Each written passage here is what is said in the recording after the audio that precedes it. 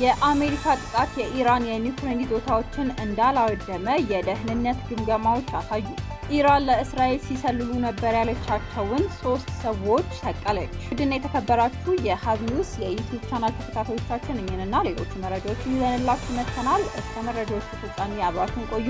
እንዲሁም ደግሞ ለቻናላችን አዲስ ከሆናችሁ ሰብስክራይብ፣ ላይክ፣ ሼር በማድረግ ቤተሰብ ይሁኑ። በኢራን የኢንተርኔት አገልግሎት ዳግም መጀመሩ ተገለጸ። የኢራን የኮሚኒኬሽን ሚኒስቴር በአገሪቱ ውስጥ ያለው የኢንተርኔት አገልግሎት ወደ ቀድሞ ሁኔታው መመለሱን ገልጿል። የእስራኤል ጥቃት እየተጠናከረ መምጣቱን ተከትሎ የኢራን መንግስት የኢንተርኔት አገልግሎት እንዲቋረጥ አድርጎ የነበረ ሲሆን የተኩስ አቁም ስምምነቱን ተከትሎ አገልግሎት መስጠት እንዲጀምርም አድርጓል። ሳታር ሀሺምም ኢራን ዳግም ተመሳሳይ ነገር አይገጥማትም ሲሉም በኤክስ ገጻቸው ላይ ለጥፈዋል። እንደ አውሮፓውያን አቆጣጠር ሰኔ 17 የኢራን መንግስት የሳይበር ጥቃቶችን ለመዋጋት በሚልም የኢንተርኔት ፍጥነት እንዲቀንስም አድርጎ ነበር። ይሁን እንጂ በአጠቃላይ የኢንተርኔት አገልግሎት መቋረጡን ተሰምቷል። እንደ ኤክስ ባሉም ዋና ዋና የማህበራዊ ሚዲያዎች ላይም የተጣሉ እገዳዎችም እንደሆኑም ተገልጾ ነበር። በኢራን የሚገኙ ዜጎች እነዚህ የማህበራዊ ሚዲያ ገጾችን ለመክፈት VPN እና ሌሎች ዘዴዎችንም ሲጠቀሙ ቆይተዋል። ትራምፕ ጥቃቱ የኢራን የኒውክሌር መርሃ ግብሯን በ10 ዓመታት ወደ ኋላ የመለሰ ነው ሲሉ ተናገሩ። የአሜሪካው ፕሬዝዳንት ዶናልድ ትራምፕ አገራቸው የፈጸመችው ጥቃት የኢራን የኒውክሌር መርሃ ግብርን በ10 ዓመታት ወደ ኋላ የመለሰ ነው ሲሉም የተደመጡት። ትራምፕ ይህንን ምላሽ የሰጡትም ከጋዜጠኞች የቀረበላቸው ጥያቄ ሲሆን 10 ዓመታትን ወደ ኋላ የመለሰ ነው፣ በቅቷቸዋል። ከዚህ በኋላ ማድረግ የሚፈልጉት የመጨረሻው ነገር ኒውክሌርን ማበልጸግ ነው ብለዋል። ትራምፕ አክለውም ኢራን የኒውክሌር ይዞታዎቿ ባይወድሙ ኖሮ የአገሪቱ መንግስት የተኩስ አቁም ስምምነት ለማድረግ አይስማማም ነበርም ብሏል። ትራምፕ አሜሪካ የፈጸመችውን ጥቃት የኢራን የኒውክሌር ይዞታዎችን ያወደመ ነው ሲሉም በድጋሚ ገልጸዋል። ሆኖም ጥቃቱ አሜሪካ በኢራን ላይ የፈጸመችው ጥቃት የኒውክሌር ማብራሪያ ይዞታዎችን እንዳላወደመም ሾልከው የወጡ የአሜሪካ መከላከያ ማዕከል የደህንነት ግምገማ አሳይቷል።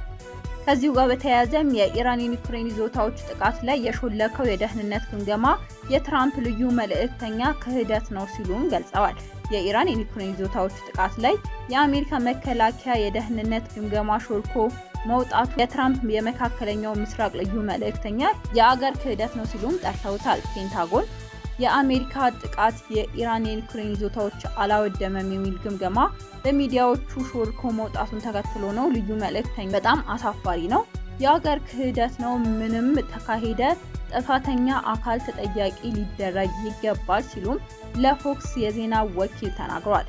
ልዩ መልእክተኛው አገራቸው በ3 የኒውክሌር ማብራሪያ ይዞታዎች ላይ የፈጸመችው ጥቃት ግምገማ ሪፖርቶችን ማንበባቸውን ገልጸው ሙሉ በሙሉ ስለመውደማቸው ምንም ጥርጥር የለውም ብለዋል። የአሜሪካ ፕሬዝዳንት ዶናልድ ትራምፕ ልዩ መልእክተኛ ከፎክስ ጋር ያደረጉት ቃለ ምልልስን በመቀነጫጨብ በትሩዝ ሶሻል ማህበራዊ ገጾች ላይም አጋርተዋል። እንዲሁም የአሜሪካ ጥቃት የኢራንን ኒውክሌር ይዞታዎችን እንዳላወደመ የደህንነት ግምገማ አሳይቷል። አሜሪካ በኢራን ላይ የፈጸመችው ጥቃት የኒውክሌር ማብራሪያ ይዞታዎችን እንዳላወደመ የአሜሪካ መካከለኛ ማዕከል ፔንታጎን እንደ የደህንነት ግምገማም አሳይቷል።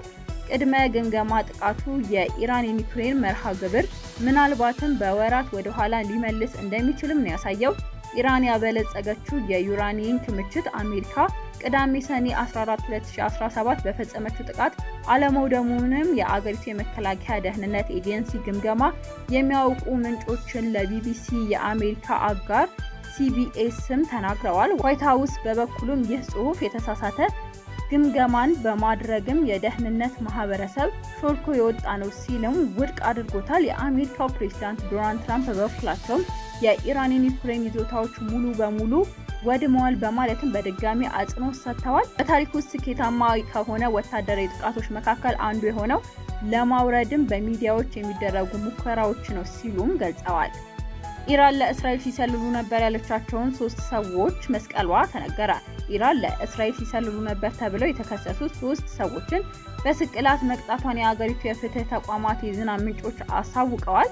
ሚዛን የተባለ የኢራን ፍትህ ተቋማት የዜና ወኪል እንደዘገበው በስቅላት የተቀጡ ግለሰቦች በተጨማሪም በአገሪቱ ውስጥ ግድያዎችን ለመፈጸም የሚያስችሉ ቁሳቁሶችን በድብቅ ለማስገባት በሞከሩም ላይ ክስ ተመስርቶባቸዋል። የዜና ወኪሉም በስቅላት የተቀጡ ሰዎችን ስም የዘረዘረ ሲሆን እነሱም ኢድሪስ አሊ አዛን ሾጃና እና ራሱል አህመድ ራሱል ናቸው ሲልም ያሳወቀው።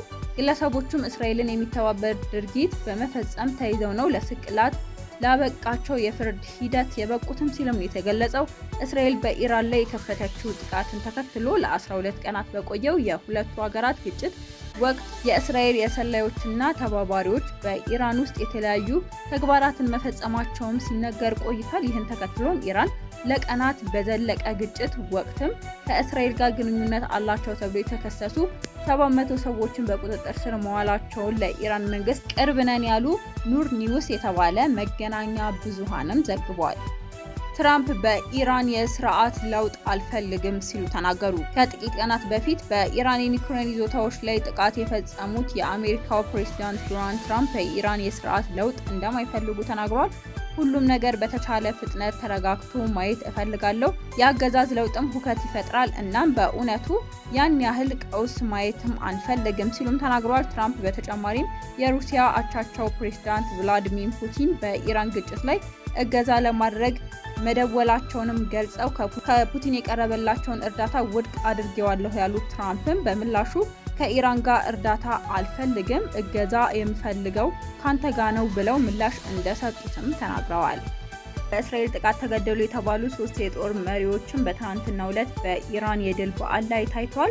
በእስራኤል ጥቃት ተገደሉ የተባሉ 3 የኢራን ጦር መሪዎች የኢራን የድል በዓል ላይ ከህዝብ ጋር ሲያከብሩ መታየታቸውንም አናዶልና የኢራን የሀገር ውስጥ ብዙሃን መገናኛ ዘግቧል። እስራኤል ከሰኔ 13 ጀምሮ የኢራን የጦር ጀነራሎች መግደሏን ያሳወቀች ሲሆንም 3ቱ የኢራን የጦር መሪዎች በትናንትናው ዕለት ኢራን በድል በዓሏን ስታከብር ከህዝቡ ጋርም በመገናኘት አክብረዋልም የተባለው ምንጮቻችን ከዚህ ውስጥ አንዱ የሆነው እስላማዊ አብዮት ጥበቃ ኮርፕስ ቅዱስ ኃይል አዛዥም ብርጋዴር ጀነራል ኢስማኤል ቃኢና በዓሉን ከህዝብ ጋር ማክበራቸውንም የኢራቅ የሀገር ውስጥ ብዙሃን መገናኛ ዘግቧል። ኤጀንሲው በኤክስ ገጹ ላይም ሐማዲን ቃኢን ዛሬ የተካሄደውን የቴህራን የድል በዓል ላይ ይገኛሉ ሲሉም ተናግሯል። በተመሳሳይ የወቅቱ የመከላከያ ሚኒስተርና የአየር ኃይል አዛዥ የነበሩት ብርጋዴር ጀነራል አዚዝ ናስረዲንም በሰኔ ወር መጀመሪያ ላይ በመከላከያ ሚኒስተር ላይ በተፈጸመ የአየር ጥቃት ተገድለዋል ተብሎ የነበረ ሲሆን በህይወት እንዳሉና አሁንም በስልጣን ላይ እንደሚገኙ ተስኒም የዜና ወኪል ዘግቧል።